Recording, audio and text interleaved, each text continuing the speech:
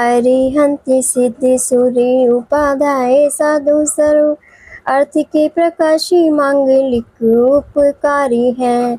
जिनको स्वरूप जाने रागते वही जो व्यक्ति काय को न माए स्तुति उच्चारी है।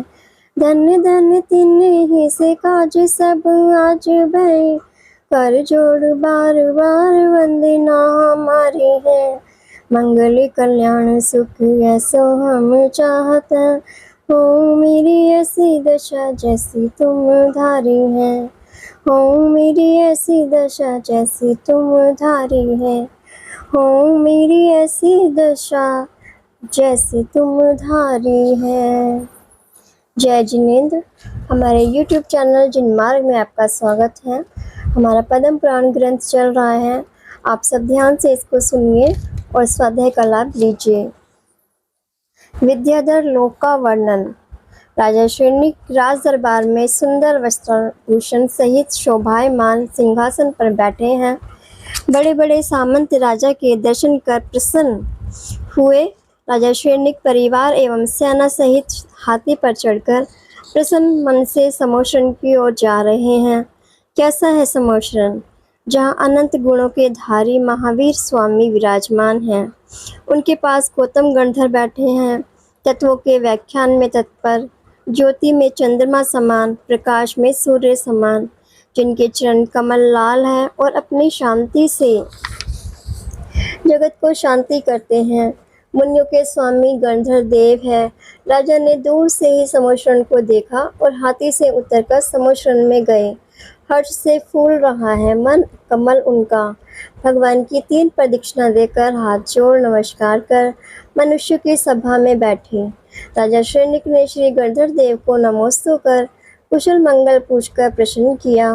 भगवान, मैं रामचंद्र जी का चरित्र सुनना चाहता हूँ। यह कथा जगत में लोगों ने अन्य प्रकार से बताई है, इसलिए हे प्रभु कृपा कर मेरे मन के संदेह को दूर करो। राजा शृंगिक का प्रश्न सुन श्री गणधर देव अपने गंभीर मेघ की ध्वनि समान भगवान की दिव्य ध्वनि के अनुसार उपदेश करते हैं। हे राजन, तुम सुनो, मैं जिन आज्ञा प्रमाण कहता हूँ कैसे हैं जिन वचन तत्व के कथन में तत्पर हैं। आप यह निश्चय जानो कि रावण राक्षस नहीं मनुष्य है, मांस भक्षी नहीं विद्याधरों का स्वामी है। राजा विनमी के वंश में उत्पन्न हुए हैं, सुग्रीवादी बंदर नहीं, ये बड़े राजा मनुष्य विद्याधर हैं। जैसे नींव बिना मंदिर नहीं होता, ऐसे जिन वचन रूपी मूल बिना कथा की प्रमाणता नहीं होती है। इसलिए पहले क्षेत्र कालादि का वर्णन सुनो, फिर महापुरुषों का चरित्र जो पापों को नाश करने वाला है वह सुनो। गौतम स्वामी कहते हैं कि हे शृंगिक, अनंत परदेशी अलोकाकाश के बीच 3 वातवल्यों से विस्तृत 3 लोक हैं और 3 लोक के मध्य में मध्य लोक है। इनमें असंख्यात द्वीप समुद्र हैं। उसके बीच में लवण समुद्र से घिरा हुआ 1 लाख योजन प्रमाण यह जम्बूद्वीप है। उसके बीचों बीच सुमेरु पर्वत है जो मूल में वज्रमय है और ऊपर स्वर्ण समान है। अनेक रत्नों से युक्त स्वर्ग पर्यंत ऊंचा शिखर है। शिखर और स्वधर्म स्वर्ग के विमान के बीच में 1 बाल का अंतर है। सुमेरु पर्वत 99,000 योजन ऊंचा है और 1,000 योजन नींव है और पृथ्वी पर 10,000 योजन चौड़ा है।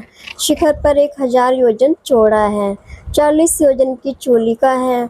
ऐसा लगता है कि मध्य लोक को नापने का दंड ही है। इस जम्बूद्वीप में एक देवकुरु और एक उत्तर कुरु भोग भूमि है और भरत आदि 7 क्षेत्र हैं।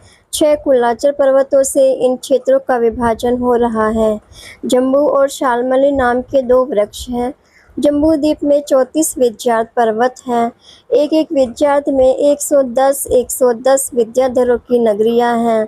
एक नगर के 7 करोड़ करोड़ गांव लगे हैं और जम्बूद्वीप में 32 विधय, 1 भरत, 1 ऐरावत, ऐसे 34 क्षेत्रों में एक आर्यखंड है।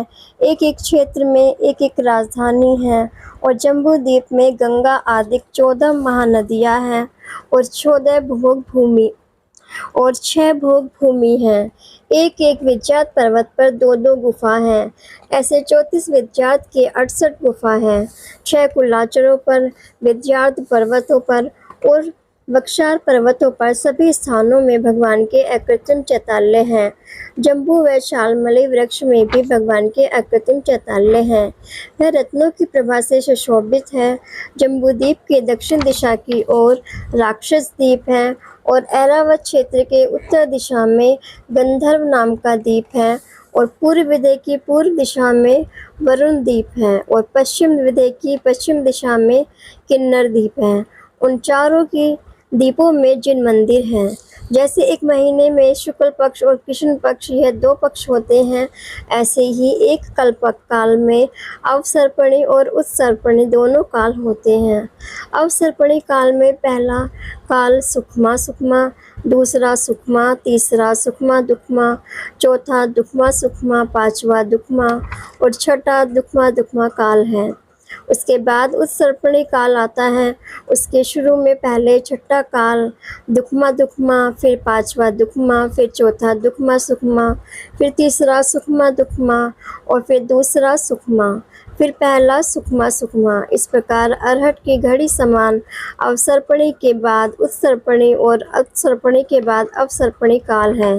निरंतर यह काल चक्र इसी प्रकार चलता रहता है, परंतु यह काल परिवर्तन केवल भरत और ऐरावत क्षेत्र में ही होता है।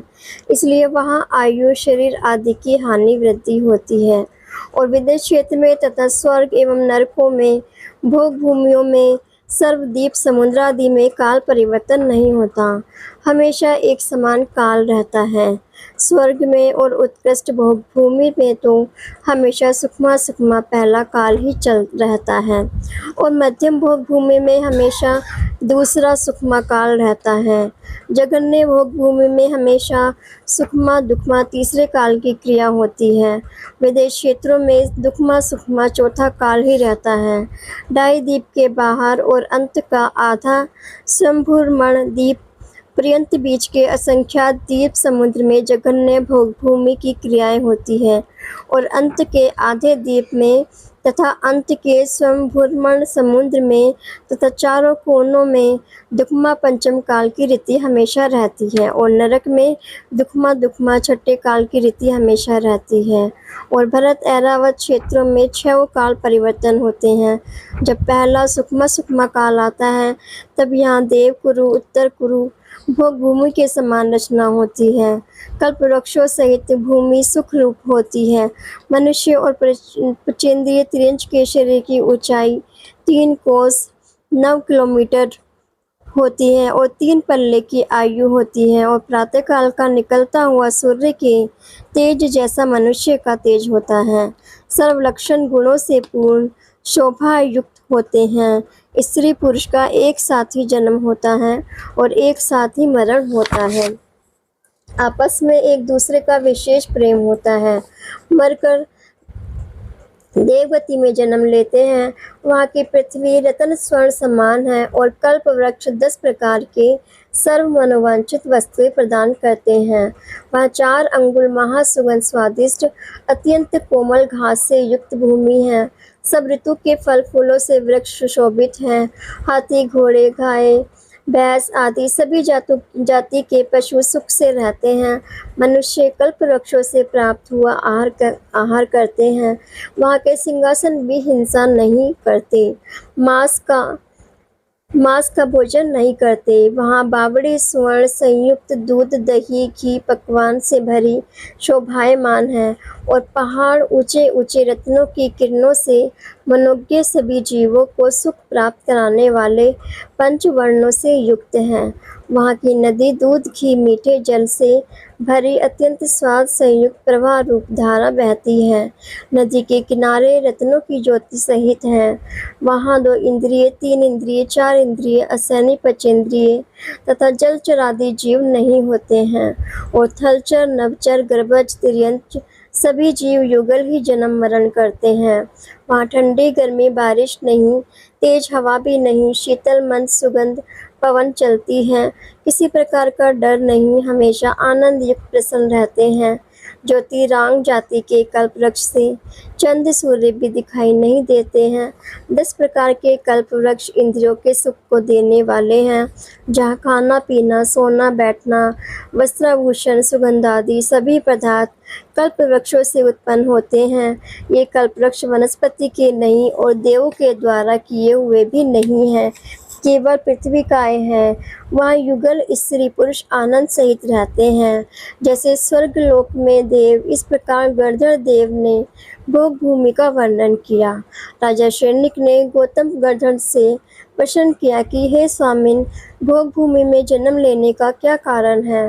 गर्धर देव ने कहा कि जो मानव सरल परिणामी हैं, साधुओं को आहार दान देते हैं, वे भोग भूमि में मनुष्य जन्म लेते हैं।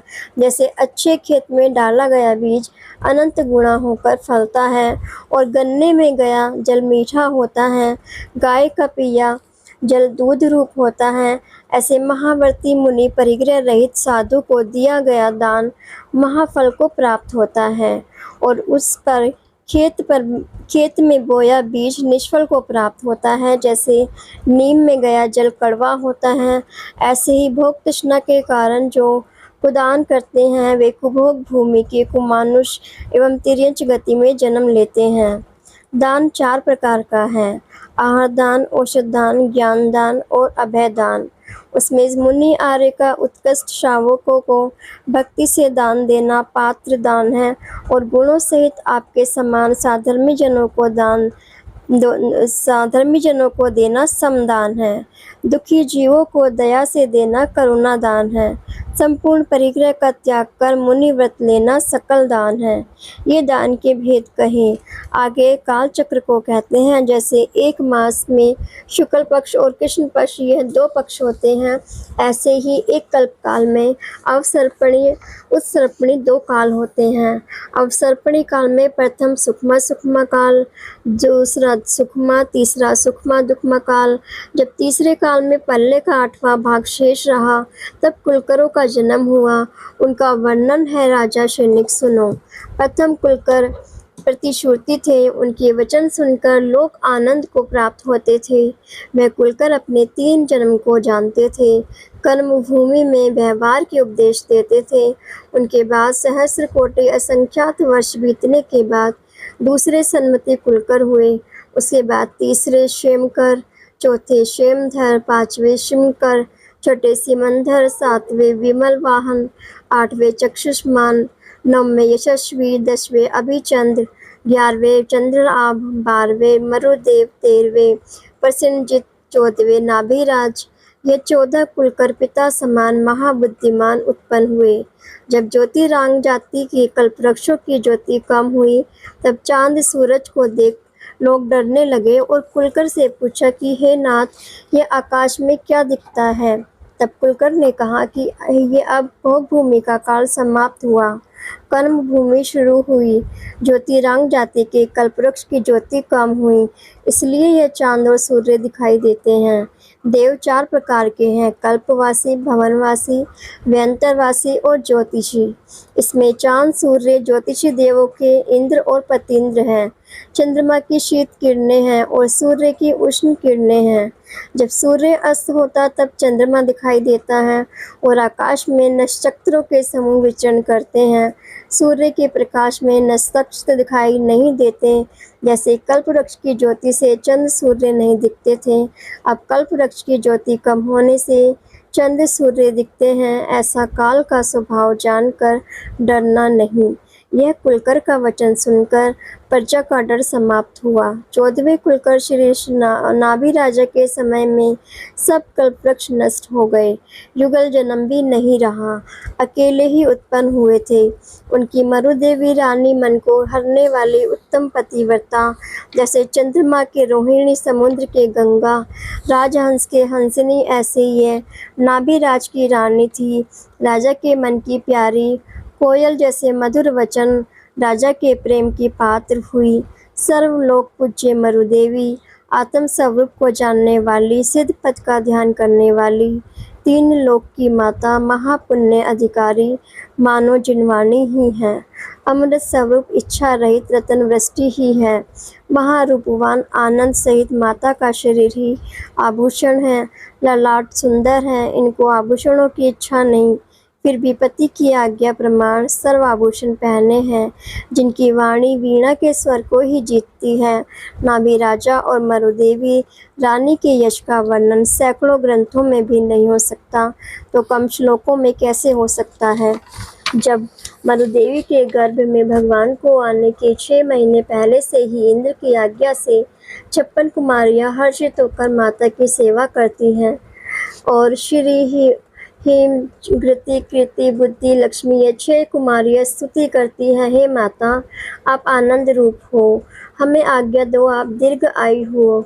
इस प्रकार प्रशस्त मधुर शब्द कहती हैं, अनेक प्रकार सेवा करती हैं। कोई वीणा बजाकर माता को प्रसन्न करती है, कोई बिस्तर बिछाती, कोई पैर दबाती, कोई पान सुपारी देती, कोई तलवार लेकर द्वार पर खड़ी रहती, कोई दर्पण दिखाती, कोई चंवर ढोलती, कोई आभूषण पहनाती है, कोई स्नान कराती, कोई फूलों का हार गूंजती, कोई सुगंध लगाती, कोई खाने पीने की विधि करती, कोई किसी को बुलाने जाती। इस प्रकार सभी कार्य माता की सेवा में देवियाँ करती थी। माता को किसी प्रकार की कोई चिंता नहीं। एक दिन माता कोमल सेज पर शयन करती थी, तब रात्रि के पिछले पहर में अत्यंत कल्याणकारी 16 स्वप्न देखे।